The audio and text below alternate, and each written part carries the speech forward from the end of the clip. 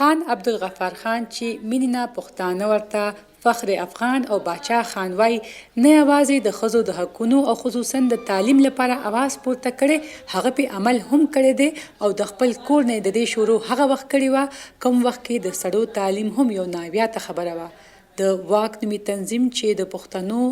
میرمنو غورځنګ دی او د ښځو د سیاسي، اقتصادي او معاشي حقونو ژغورنې لپاره اواز پورته کوي، نن پېښور پریس کلب کې د باچا خان 22 تلین ورځ په موقع د دغه تنظیم یو فعاله ثنا اعجاز د باچا خان په هکله وایي هغه صرف د ښځو حقونو خبره نه وه کړې، عمل هم کړی او نورو ته ښځې ته د انسان په نظر کتلو نصیحت کړی. شروع یې کړې د خپل کور نه، خپله لور یې په 1932 کې تعلیم له لېږلې ده، ډېره غټه خبره ده. بیا یې په خپل تحریک کې سړو ته دا ویلي دي چې د ښځو دا موږ ته چې څه صنفي کردار وایو یا جنډر رولز وایو د هغې د کمولو کوشش کړی دی. د هغې د بحیثیت د انسان د شناخت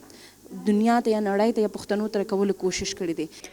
د پارلمان پخواني غړي جمیله ګیلاني چې د واک غړي هم ده، په دغه غونډه کې د خپل نیکه او د نیا د سترګو لیدلې د باچا خان ژوند او د خدای خدمتګار تحریک کیسې دغه غونډه کې شریک کړلې.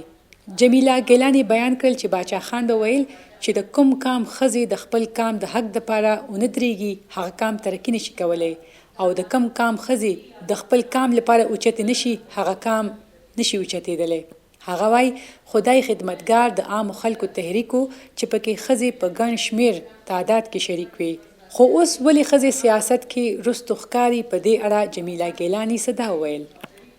فوج چې بیا راغی او د سیاسي حکومتونه ختم کړه، نو دلته یې په سکولونو کالجونو کې هم یو داسې د سټوډنټ یونین یې ختم کړل، د نور دغه تحریکونه یې ختم کړل. نو دا دې سره زموږ سوسایټي په شا لاړه، د مخکې تلو په ځای موږ په شا رالو، یو ډي پولیټیسایز ماحول جوړ شو چې هغې کې دا نن که تاسو ته ښکاري چې دا کوم خلک پالیټکس کې هم دي هغې څومره پویه لري، هغه ځکه چې دا یو ډېره زمانه منځ کې داسې تېره شوه چې خلک د سیاست نه لرې کړی شو. یو پخواني استاذه سیده جان هم په دغه موقع دا وویل چې باچا خان نه یوازې د عدم تشدد فلسفه خوره کړه، هغه پښتنو کې د تعلیم اهمیت او مینه هم خوره کړي او هغه به د ښځو د حقونو خبره کوله. مونږ تلین یا د زیږیدنې ورځې چې مانځو هغوی خو تاریخ لیکونکي تاریخ جوړونکي او د تاریخ پاڼې همیشه یاد ساتي، خو دا هر څه موږ د خپل ځان دپاره کوو ځکه چې دغه فلسفې او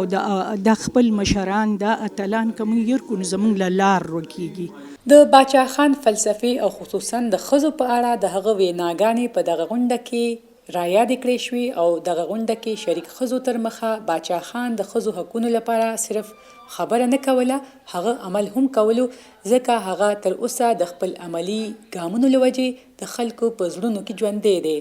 کیمرمین هاشم علي سره سادیه قاسم شاه، وایس اف امریکا، ډیوه نیوز، پېښور.